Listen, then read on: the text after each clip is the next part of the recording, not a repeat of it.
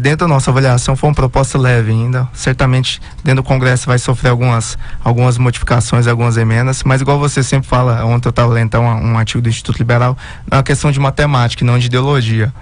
Alguns economistas, inclusive, o Ricardo Amorim chamou ela de frouxa, o Arminio Fraga falou que é menos do que precisamos, né? A gente sabe que na política o pragmatismo ele tem que ser levado a muito sério e a arte do possível, né? Ontem o Rodrigo Constantino, que é um autor que eu gosto bastante, ele citou uma frase que eu acho que resume muito bem. Mas o ótimo é inimigo do bom, e em política vale aquilo que é possível, não desejável, né? Obviamente, dentro do que a gente espera hoje que foi colocada na reforma pelo Bolsonaro, obviamente, sobre o ministro Paulo Guedes, a gente acha que não é o ideal, mas é o que possivelmente será aprovado. Obviamente por essa questão de 1 trilhão em 10 anos. Só de alguns dados que são interessantes, né, para mostrar de fato que a reforma é necessária. Em 2017 o déficit da Previdência só de estados foi de 94 bilhões.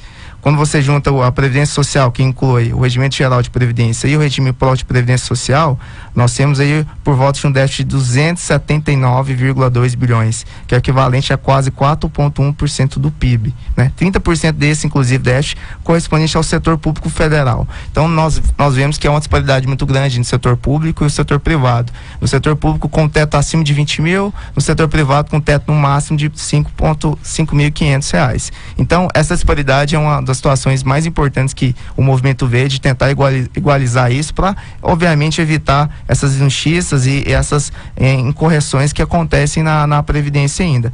Obviamente, uma Previdência que foi escrita em 1970 ali por volta, em que a taxa de sobrevida ela era totalmente diferente, a expectativa de vida era totalmente diferente, e vale lembrar que hoje os movimentos da esquerda, sendo o CUT, que fez uma assembleia, esquecem que Lula e Dilma, na época do seu governo, defendiam a reforma da Previdência, inclusive mais grave, com mais outros pontos importantes que porventura hoje eles condenam. Então fica muito claro pra gente, né, em relação a todo esse déficit em que a Previdência, que ela é extremamente necessária, é muito mais do que uma questão ideológica, mas sim matemática, e se nós não fizermos a reforma, certamente no segundo semestre o país vai entrar num caos fiscal de forma absurda, né? Agora, dos pontos, obviamente, existem algumas questões aqui que são colocadas. Eu acho que no decorrer da discussão a gente pode aprofundar. E lembrando que nós tivemos um período de transição de 12 anos, isso, né? Sim. Trabalhadores privados, urbanos e servidores, mulheres 62 anos e homens 65 anos, sendo que os privados, né, com tempo mínimo de contribuição de 20 anos e os servidores com tempo mínimo de contribuição de 25 anos, seja ele homem ou mulher, com 10 anos no serviço público e pelo menos 5 anos no cargo. Os trabalhadores rurais, 60 anos, homem e mulher, com 20 anos, né, no tempo mínimo de contribuição, os dois. Os professores também, com 60 anos e o tempo mínimo de 30 anos. No regime próprio será preciso de 10 anos no serviço público e 5 anos no cargo. Lembrando que os policiais civis, federais, agentes penitenciários e socioeducativos, seja ele homem ou mulher, com 55 anos de idade e o tempo mínimo de contribuição 25 anos para mulher, com 15 anos, né, no tempo de exercício, e 30 anos para homem, com 20 anos de tempo de exercício. E para os agentes, com no mínimo 20 anos de contribuição, seja ele para homem, seja ele para mulher. Lembrando que é uma classe especial, né, policiais civis. Vamos ver os militares, né, e que ainda vai sair, ainda não entrou totalmente na reforma, né, obviamente, até ontem o Mourão foi indagado sobre isso, provavelmente isso vai cair. E só lembrando que são 4 pontos principais aí, que podem ser nova previdência, que é a regra dos pontos, que tem uma tabela específica, por idade de tempo de contribuição. A idade mínima vai começar de 56 anos para mulheres, aí vai ter uma progressão de 6 meses, e 61 anos para homens. O tempo de contribuição, que é outro ponto também, para você ter direito a integrar quase 40 anos de contribuição, né? Então é um número bem assim chocante quando a gente vê, mas é necessário. E por idade, são os 4 pontos aí que a reforma trabalha. Já tem a grande questão de uma bancada que se levanta ali no Congresso Nacional, que diz que só será votada, né, essa reforma da Previdência quando chegar no Congresso Nacional a votação para os militares. Sim, também. Porque condicionando realmente essa reforma da Previdência dos militares também lá no Congresso Nacional. Um aspecto importante, Diego, que você disse aí, que tem que se levar em consideração vamos dizer assim, a sua expectativa de vida, né? Mas para efeitos de reforma de Previdência, a gente lê sobre nesse aspecto que a gente tem que ver, como você também mencionou, sobrevida. Sim. Que é o tempo em que você vai viver a partir do momento em que se aposenta. Porque se nós pegarmos, por exemplo, a expectativa de vida, nós temos aí um número que muitas das vezes não é real, porque nós temos um índice de natalidade, um índice de mortalidade infantil, às vezes, muito grande, que puxa essa expectativa de vida para baixo, e isso não se aplica para a Previdência. Sim. Então, no caso, seria a expectativa de sobrevida. Sim. Né? A partir do tempo em que você se aposenta, quanto tempo mais haverá, né, de vida. É uma reforma necessária, é uma reforma que é matemática, né, Diego? Como você diz, a parte de qualquer tipo de viés ideológico, é uma questão de fiscal, né? E os estados, por exemplo, nós tivemos lá em São Paulo a reforma da Previdência Municipal, em que nós tivemos um vereador do MBL que foi até mesmo, né, sofreu um atentado, que foi aprovado após, assim, um caos. Não só na Câmara, mas também com os vereadores que levantaram essa bandeira, que foi o Fernando Holliday, né? Sim. E é importante, quando a gente fala de reforma da Previdência, né, eu já vi que o número de fake news, elas acabam, assim, se espalhando de uma forma absurda, né? Inclusive, utilizando, obviamente, de questões ideológicas, né? Acho que tem alguns setores aí da política que adotam um discurso da terra arrasada, do caos total. Então, assim, né, independente se isso é necessário ou não, como é oposição, vou fazer oposição por oposição ou tomar lá da cá, que a gente já é acostumado, né? Então é importante também sempre salientar que quem tem direito adquirido não vai perder esse direito, porque se é muito falado aí na mídia por alguns setores, obviamente que não conhece profundamente, não lê, acaba indo, né, na linha aí ideológica ou de raciocínio de algumas pessoas. Então sempre ressaltar esse ponto também, que quem tem direito vai permanecer com seus direitos, quem é aposentado vai continuar recebendo. Então, assim, é um progresso, assim, de 12 anos, eu acho que não vai ser um impacto, assim, obviamente que vai gerar uma questão tão absurda. Eu acho que é importante, e eu acho que poderia ter feito mais dentro da reforma, mas como a gente fala, política é do possível, então certamente aí vamos esperar que 3/5 dos deputados e senadores possam aprovar essa reforma. Lembrando que é uma emenda constitucional. Sim. Né?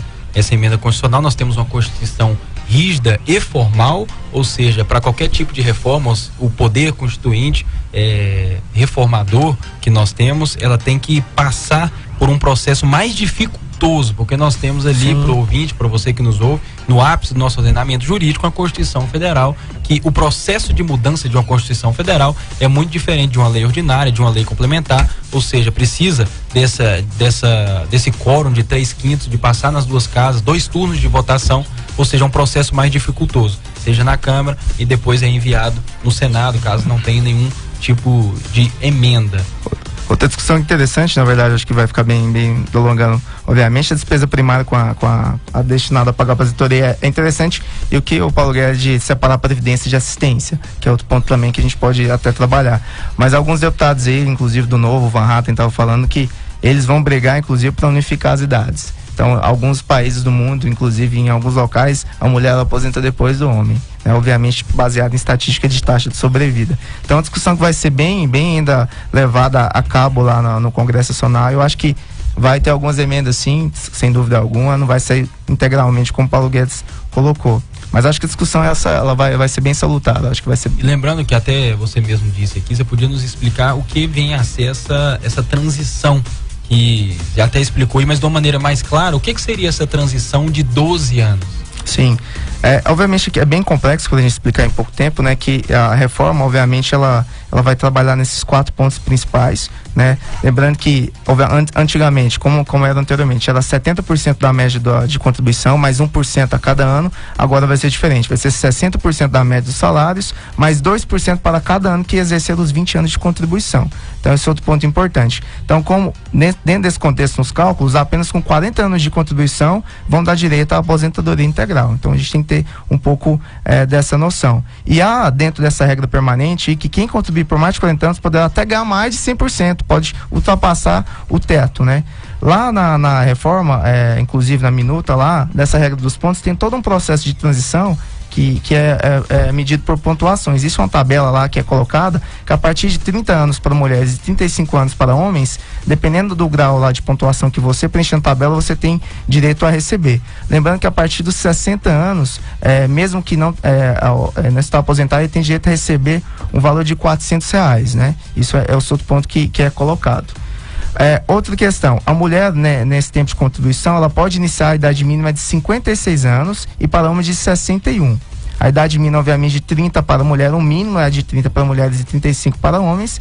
E essa exigência, ela vai ter uma progressão de 6 meses. Então, a cada 6 meses vai existir uma progressão, né? Isso é importante para colocar para o ouvinte também.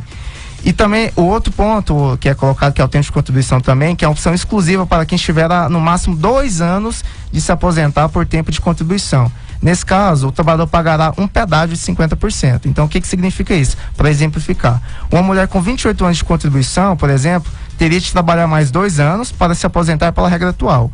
Após a reforma, terá de trabalhar 1 ano adicional, ou seja, 50% de 2 anos, totalizando assim 31 anos de contribuição. Então, são algumas peculiaridades que são interessantes para o ouvinte que está próximo de aposentar, ter, né, essa noção do impacto da reforma. Outro ponto também, por idade. Os homens só poderão aposentar aos 65. As mulheres existem uma prerrogativa. Elas vão se aposentar a partir dos 60, mas para elas a exigência sobe meio ano por ano a partir de 2020. Então, a mulher ela tem um regime um pouco especial dentro desse contexto. E vai chegar, obviamente, até 62 anos, até 2023. Exatamente. Que aula, hein? Que aula. Tinha que depois passar essa explicação para muitos deputados federais e senadores. Eu com certeza, eu acho que nem 10 fizeram esse estudo seu aí. Que chegam lá, então, né? Muitos deles chegam lá, pauta e tá votando sem saber e tá discutindo, então. A gente vê isso na Câmara. A gente viu isso na Câmara. A gente foi falar do projeto, eu citando o projeto na íntegra ali, o vereador descobriu na Câmara. E aí ele, não, votei, eu sou a favor disso aqui, eu sou, então tá, eu fui citar alguma coisa do projeto, ele, não sei. Falei, quem que é o presidente da comissão? Não sei. Falei, senhor, como é que o senhor vota um projeto, o senhor não leu? E isso aí é o mais comum que a gente tem, né? Então, os vereadores e deputados podem ficar cientes, o Vinícius está aqui, que esse trabalho aí de indagação, de cobrança, eu tenho uma parte técnica que eu acho importante que tem que ter, eles vão sofrer um pouco com isso, viu? A gente vai trabalhar muito nesse sentido.